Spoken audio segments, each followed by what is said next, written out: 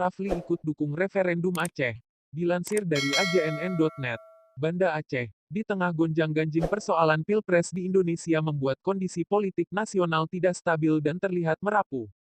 Kalau kita belajar dari patahan sejarah bangsa Indonesia di masa lalu, selalu ada efek ganda baik di tingkat pusat maupun daerah, wabil khusus untuk Aceh.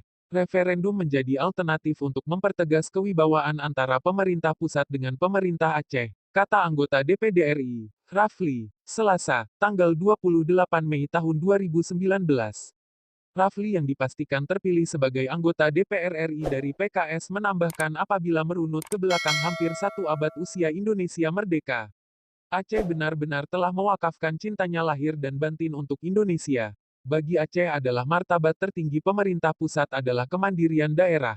Kondisi nasional yang kian mencekam ini, maka referendum jilid 2 lebih afdol bagi Aceh sebagian jalan tengah untuk kebaikan Aceh dan Indonesia, tegasnya.